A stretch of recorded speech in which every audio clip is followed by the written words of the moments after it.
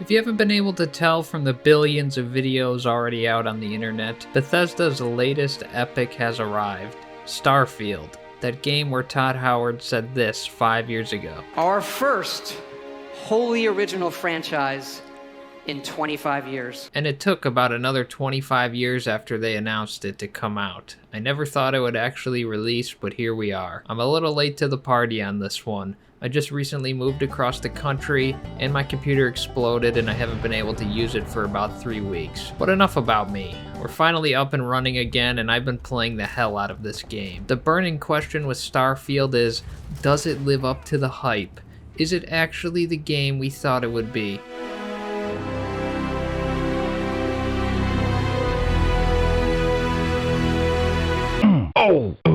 IGN sure didn't think so. People thought this game was going to be the next big thing, right?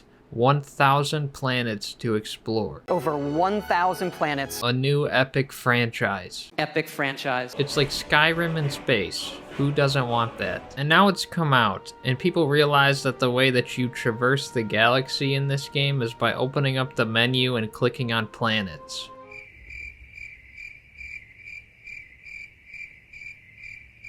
What?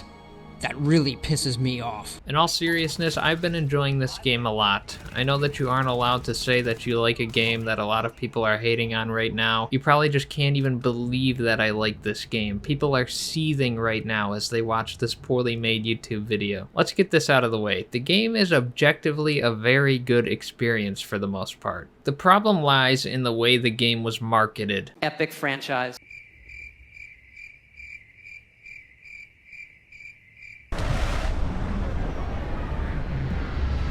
I thought I wasn't going to survive that trip to this planet. The game does start off a bit slow. There's no wow factor in the beginning of the game. It's not as exciting as coming out of the vault in Fallout or being attacked by Thomas the Tank Engine in Skyrim.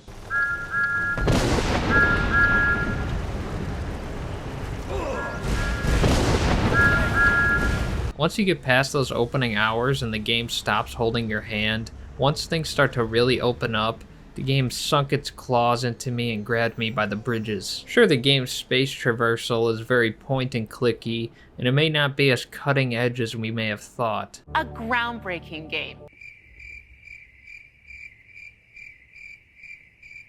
You are pissing me off. What next? In reality, it plays very similar to every other Bethesda RPG before it, the ones we all know and love. This is a Bethesda RPG through and through, right down to its core, probably because it's made by Bethesda. That simply is not good enough for a lot of the internet ghouls, but I'm biased.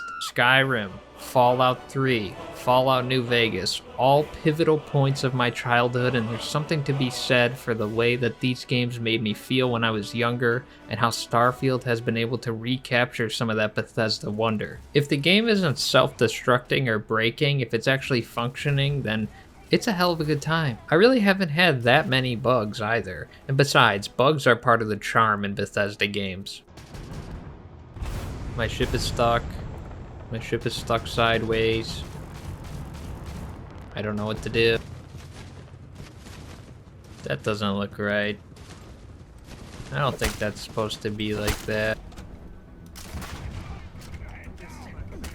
What the f... What the f...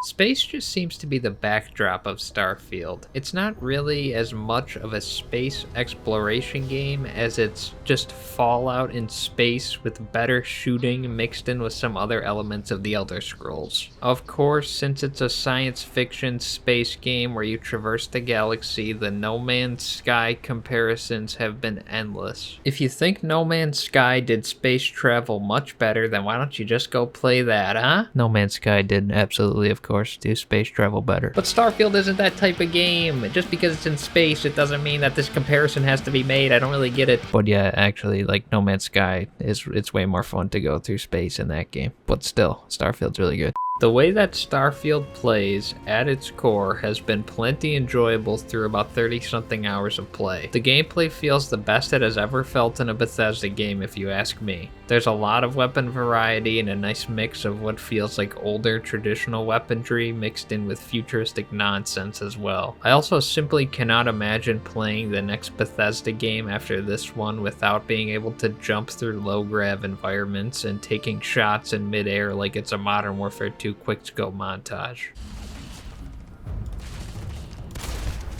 Oh! Also, the aesthetic is just so clean and nice. I love these environments, I love how unique they are, and the game really shines most within these handcrafted areas of the galaxy and the major cities, as opposed to some of the more mundane and barren planets. But I haven't even had time to scratch the surface of jumping to random planets and exploring them because this has all of the Bethesda things in it. Meaning you can set out to go do one thing, and more often than not, you're gonna end up doing something completely different, and then 3 hours later you still haven't done the objective that you were planning on. It's like you talk to this guy, that guy, the other guy, you stop by a nightclub, maybe have a drink, and then all of a sudden this guy's talking about aliens? Everyone's gonna be thinking aliens, but maybe not. That's both exciting and terrifying. If they were really alien, I would just expect it to be more alien, you know? The game isn't perfect, but man, people are making this game sound more doom and gloom than even I was expecting.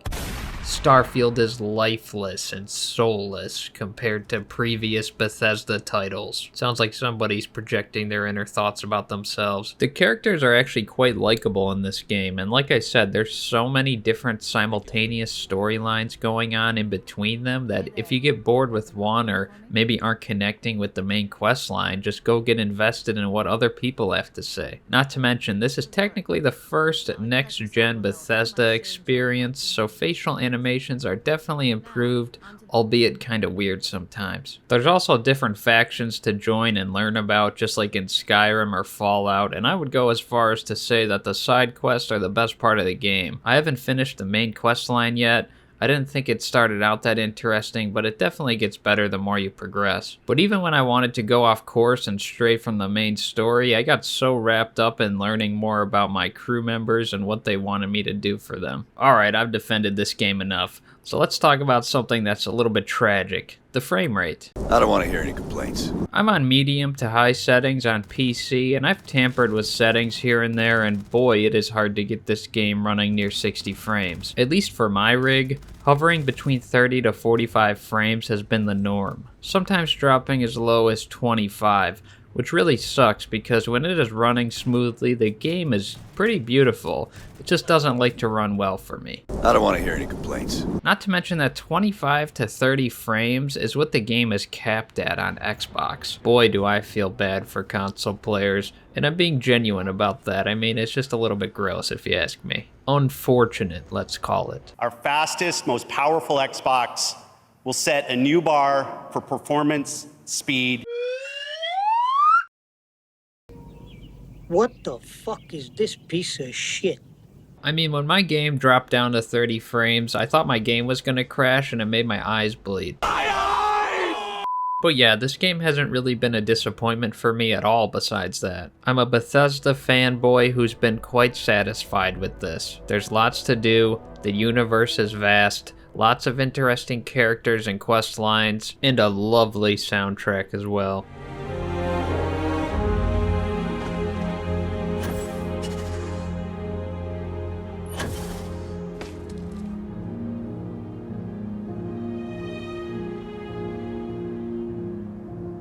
Alright, that's all I got.